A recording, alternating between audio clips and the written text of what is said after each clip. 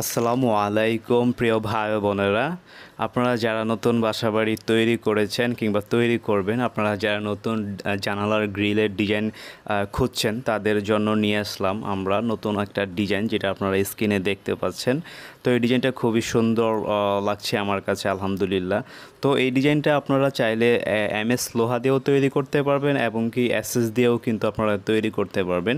তো এমএস লোহা দিয়ে তৈরি করলে যেটা করতে হবে সেটা হচ্ছে যে আপনাদেরকে বিএসআরএম স্কোয়ার বার এবং কি সিএসআরএম অন্যান্য কোম্পানি মিলিয়ে কিন্তু তৈরি করতে হবে, কারণ মাঝখানের যে ডিজাইনগুলো এগুলো নরম রড দিয়ে তৈরি করতে পারলে গ্রিলটার ফিনিশিংটা ভালো হয়। সেটা 12 mm স্কোয়ার বার এবং কি 10 mm স্কোয়ার বার, দুইটা দিয়েই কিন্তু আপনারা তৈরি করতে পারবেন। আর যদি এসএস দিয়ে তৈরি করেন, এসএস দিয়ে তৈরি করলে কিন্তু যেটা করতে হবে সেটা হচ্ছে যে আপনারা কিন্তু খাড়া খাড়া যেই বারগুলো দেখতে পাচ্ছেন সেগুলো কিন্তু আপনারা চাইলে বক্স দিতে পারেন এবং কি রাউন্ড পাইপও দিতে পারেন।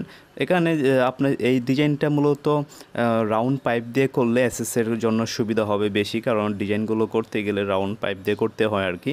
তো এসএস দিয়ে করলে যেটা হবে সেটা হচ্ছে যে এটা কিন্তু আরও সুন্দর লাগবে, গর্জিয়াস লাগবে। এটা আপনারা চাইলে ব্যালকনিতেও ব্যবহার করতে পারবেন এবং কি এটা জানালার গ্রিল হিসাবেও ব্যবহার করতে পারবেন।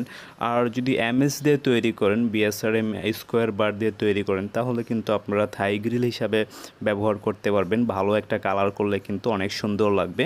তো এটা যদি লোহা দিয়ে তৈরি করা হয় তাহলে যেটা হবে সেটা হচ্ছে যে কেজি হিসাবে কিন্তু কম করে হলেও 150 টাকা থেকে শুরু হবে, আলোচনা সাপেক্ষে কিন্তু একটু কম বেশি হবে।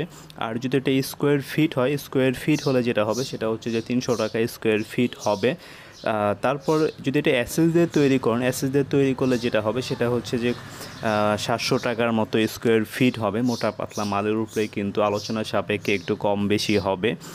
তো আমার আজকের ভিডিওর মেইন যে বিষয়টা সেটা হচ্ছে যে আপনাদেরকে ডিজাইনটা দেখিয়ে দিলাম, যে আপনারা অনেকেই অনেক সময় আমার কাছে নতুন ডিজাইন চান। আসলেও নতুন ডিজাইন সবসময় তো থাকে না কিংবা করা হয় না। আপনারা চাইলে অনলাইনেই কিন্তু খুঁজে নিতে পারেন, গুগল থেকে কিন্তু আপনারা অনেক ধরনের ডিজাইন খুঁজে নিতে পারেন। অনেকেই হয়তো খোঁজার সিস্টেমটা ওরকমভাবে জানে না। তো যাই হোক, এই ছিল আমাদের আজকের এই ভিডিও।